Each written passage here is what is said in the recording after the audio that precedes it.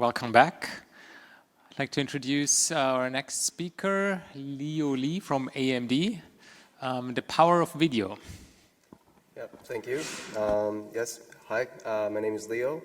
I work in the display technologies team at AMD, which makes you ask, why the heck I'm talking about the power of video.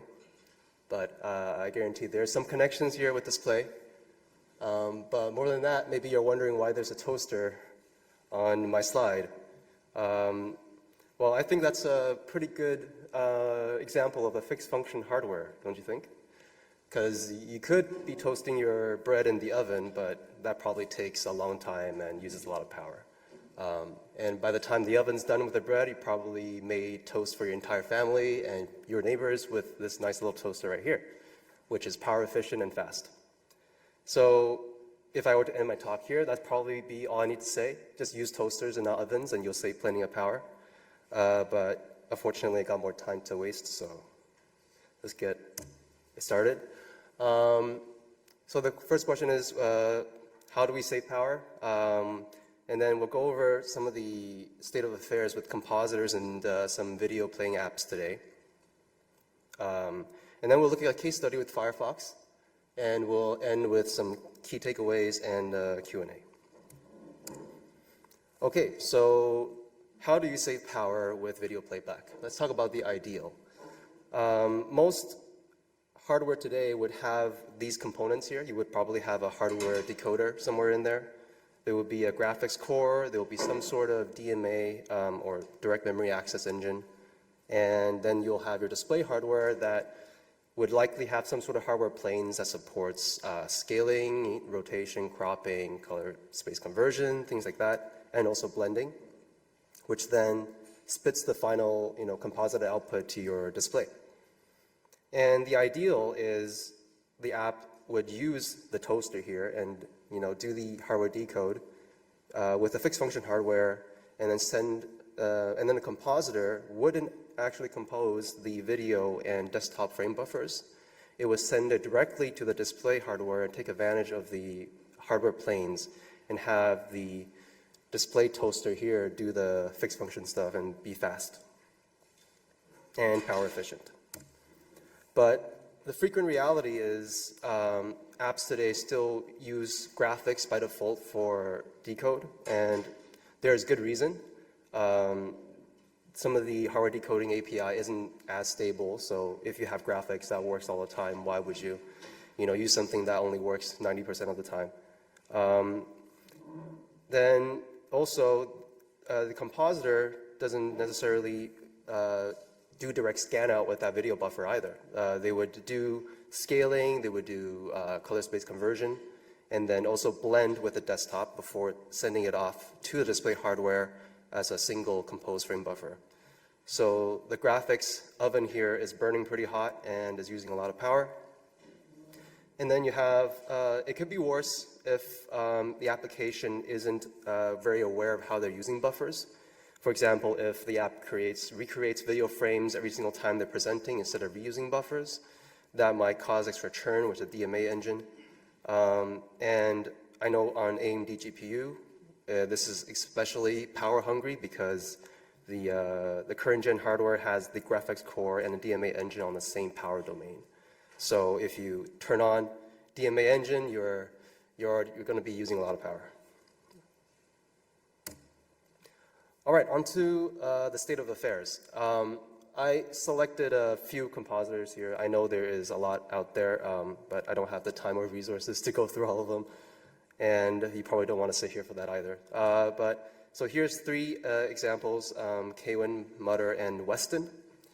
And what this is just kind of what I saw happening since the end of 2024 till now. And what do these colors mean? The gray circles means that this feature there's no code for it yet. There might be discussion about it happening, but there's no PR in place. The yellow circle means that there's code, there's merge requests, work in progress, but not yet merged. Blue means it's merged, but it might be under an experimental flag or some sort of user flag that has to be set for that to be enabled. And then green is the best thing, which is it's enabled by default. You install it, you open it, and it just works. On the left, I've decided to split this up into two, but really all of these things are offloading the shader from the graphics core. It's just that the first three sections are really kind of blending operations, how the compositor can offload the blending to the display core, display hardware. And each one of those are pretty technically hard to implement, so they usually have individual PRs for them. So that's why I split them out like this. And then you have the offloaded shade operations such as scaling, color space conversion, and then there's also the color pipeline for doing some of the HDR stuff. And it looks like generally there's work being done in all the compositor space trying to get this to work. Especially a color pipeline. There is merge requests waiting to be merged everywhere, pending the kernel side, which I'm partially responsible for because I haven't been reviewing the patches, and I should be. But yeah, there is great work being done across the stack. I also put the links to all the merge requests if you want to take a look at it yourself. But for the interest of time, we'll not go over them. And then for the applications, also taking just a select few, looking at some of the apps that people would likely use for their video consumption. MPV is one, and then we have the two browsers, Firefox and Chromium. So the items here are features that you would need to implement to kind of get power efficient video to be implemented. Hardware decode, zero copy is when the application does not compose the frame buffer onto their own Windows stuff or UI. They just pass that directly through the Wayland protocol to the compositor. And then you also have the color management and color representation protocols. Color management for passing down HDR information about the video buffer, and color representation is for proper conversion of YUV to RGB formats. And MPV seems to be always like the lead in terms of getting stuff implemented early, so that's great. Firefox had a lot of good activity over the past year in getting some of the hardware decoding and zero copy stuff out. And Chromium also, there is pull requests of some of this stuff on their issues and also their source. I should say for hardware decode, Chromium technically does support this a while past. I only marked this as not merged because it was hidden under a whole bunch of weird configs that you had to enable. But there was a recent change that went in that made it simpler by putting all this under an experimental field trial. So if you were to build Chromium from source or do the -- enable field trial flag on the latest Chromium, you should be able to get hardware decoding enabled on AMD by default. And I also should mention that this is from the AMD perspective. I'm not sure if this is also the case for other vendors. All right, so let's take a look at Firefox. Sorry for this potato quality photo. I took it with my phone. But what you're seeing there in that green color isn't a glitch. This is actually a thing that we have on AMDGPU called Visual Confirm. And what it does is it does something pretty cool. It gets the driver to essentially crop all the hardware pipes a bit at the bottom, so it shows the background color of the hardware through. So, and that color is also programmable. So what that tells us is that this video is actually on a separate hardware pipe compared to the rest of the desktop. And the green color means that the bottommost hardware plane, that format is NV12. So we're getting direct scan out of the video on Firefox. And why do we put it underneath? So this is the underlay composition method. And here you can see that we get the UI on top. Right? If you just had overlay, then you would need additional planes to kind of blend the UI or the rounded corners.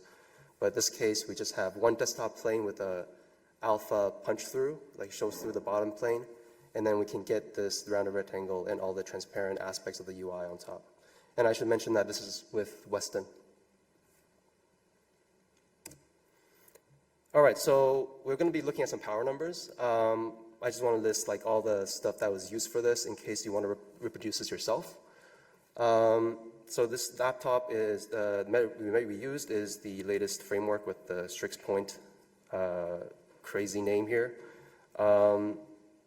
This has a high refresh rate panel. I used Endeavor OS, and all the versions here are just from the Firefox release.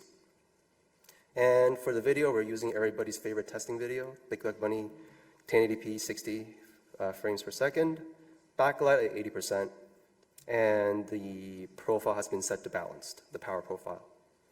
And for the battery measurement, we just measure the battery drivers reported U event. And we just measure that over the duration of the video, polling it every 1 second, and then just shoving that through a script to calculate the wattage based upon, the reported voltage and current. And to look at sort of the events happening in each of the pieces of the graphics hardware, we use the trace event to trace the AMDGPU ring events to see what's happening in the graphics and SDMA and the video decoder, and yeah, just so we can see what's going on. So where do we start at? This is version 135 of Firefox. Over here, we don't have any hardware decoding enabled, and graphics is used for both, for pretty much everything.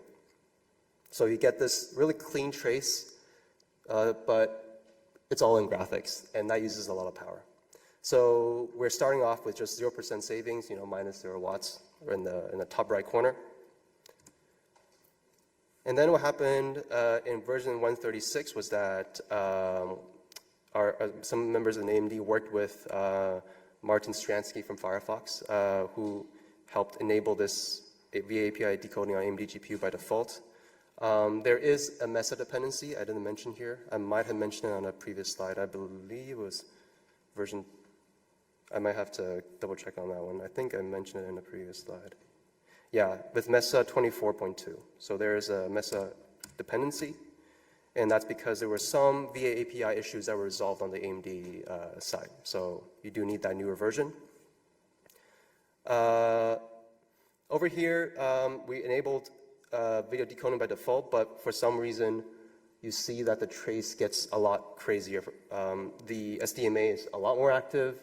You get more graphics events, even though you're using the video decoder, right?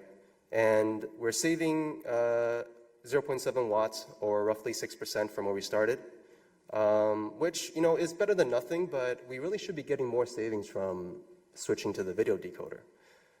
So the theory here was that there's a lot of these events that should be unnecessary, especially in the copy engine and also in the graphics. So Alan Liu from our display team was working with Martin closely on this on the Firefox side, and these are all the issues that were kind of created from this. The first two were what was causing a lot of the SDMA activity. Again, I linked the issues here. We don't have time to go through all of them in detail. And then the last three is what was causing some of the extra graphics operations. So once those will be resolved, you can see the trace is a lot more cleaner, although it's still not where we expect to be for direct scan out, or sorry, not direct scan out, for just for doing decode, for just via API decode and then composition once in Firefox and then sending it to the compositor. There's still things happening here, but we do save a little bit more power here. We're at 1 watt now, or 9% from where we started. And this is what you would get if you were to install Firefox today, because Firefox does not enable zero copy yet by default. There's a bunch of bugs involved. But I think that's pretty good, especially from 1 watt from where we started. And now you can get this by default. And we further tested direct scan out, which is available on the latest too, but you do have to set the gfx.wayland.htr setting in the about config page to true. And what this does is it finally enables that zero copy of the video buffer to the display hardware, and then now you're using that underlay play strategy. And really what we should expect is graphics to be completely quiet and SDMA to be completely quiet, and the only thing that we see here is the VCN decoder. One point I might have forgot to mention is that this is a decoder. The VCN is our hardware decoder here. So that's good. So one good thing is that the SDMA is quiet, but we still have one graphics event that we shouldn't need. Good thing is that there's an issue tracking this still, so hopefully that will be resolved soon. And as we mentioned before, with the HDR flag safe to true, there is a lot of bugs. So it's not in the state to be ready to be enabled by default, but it is a step in the right direction. And we are saving quite a bit of power from where we started. So what are our takeaways? It's nice to see that power efficiency is being kind of a focus in the ecosystem. So the Linux desktop is becoming increasingly power optimized, which is great if you're a laptop user. And we do want to use fixed function hardware wherever possible, right? We don't want to use the oven, we want to use the toaster. And yeah, AMD now has this new thing. I just kind of threw this out there as a side topic, but we have this new piece of hardware on the Strix laptops called the VPE. And it stands for Video Processing Engine, but it really is kind of like a 2D composition engine. And I think there's going to be a talk afterwards that talks about this. And well, I'm wondering if people will be interested in using something like this in their applications. If you have any ideas, definitely come and talk to Harry or me about this. We'd like to see how you would like to use something like VPE. And if you're an application developer, there is a lot of things you can get from your application if you do these ring traces like I did before. I had that ring trace command on the previous slide. All you need to do is run that command and then put it through GPU viz, and you will see all the events coming through.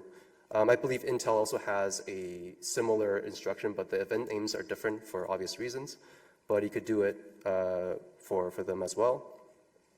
And if you quiet those kind of really power-hungry components in the hardware, then by effect, you will save power.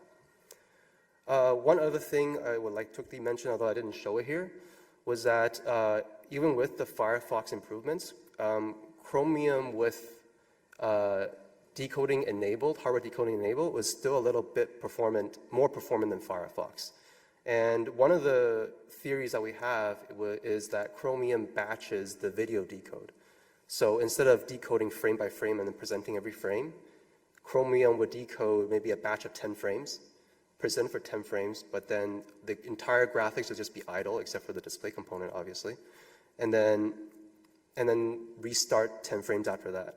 And that period of idle is what really saves power. So if you're able to batch and do a lot of work and then go into idle for a longer duration, that usually proves beneficial in terms of power.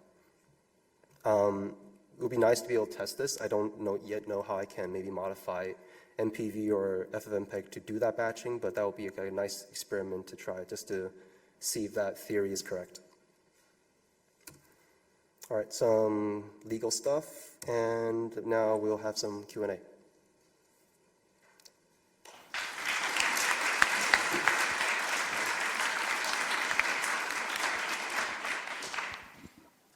Hi.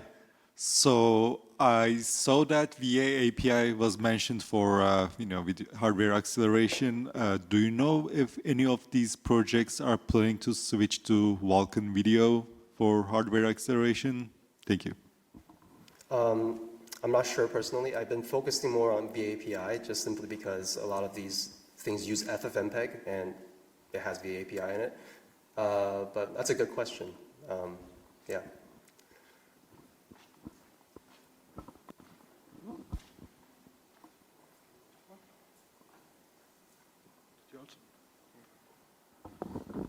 I was just going to say that to answer that question, kind of, a bunch of the middle layers are adding support for Vulkan Video. Like, I think FFmpeg has support for Vulkan Video, GStreamer has support for Vulkan Video. So, and then we've also got work in progress to do VA API on top of Vulkan Video in Zinc. So, like, which hardware encoding API you use is going to kind of be irrelevant for most projects like Chromium or Firefox. So they'll do something and it will turn into the same commands on the GPU. It just might go through one driver or the other.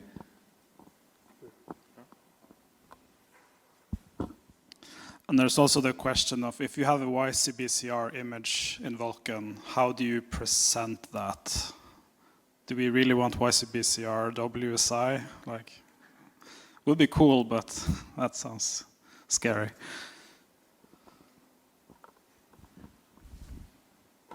Not really a question, but rather a comment or addition.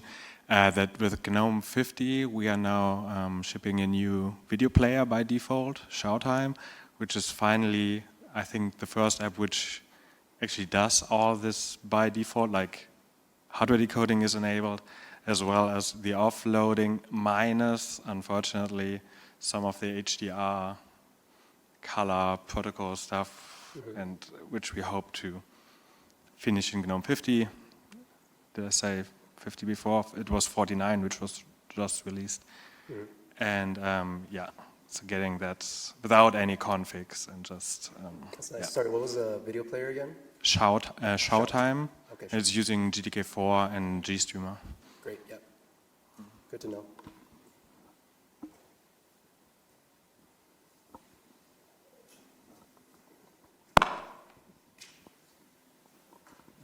So you mentioned that the GFX and SDMA engines are on the same power domain, but would it be reasonable to assume that it still consumes less power when you just use the SDMA as opposed to graphics also? There is a draw even when the hardware is powered on but idle. I don't know how to fully explain that, but it is what we observe in the measurements. Obviously, it's not as much if you actually were running tasks on the graphics, because then the clocks will be up, right? But just by turning it on, there is already a power draw, and it's not like negligible. And could you use the LSDMA? I think we looked into that at some point, but maybe it wasn't powerful enough is the message that I got for a lot of the things that we wanted to do. Yeah, so there we go. It doesn't have the same bandwidth. So VPE would be the future for this kind of stuff? Potentially. I don't know if it has the exact same capability as SDMA right now, but yeah. Okay, all right. Thanks a lot, Leo.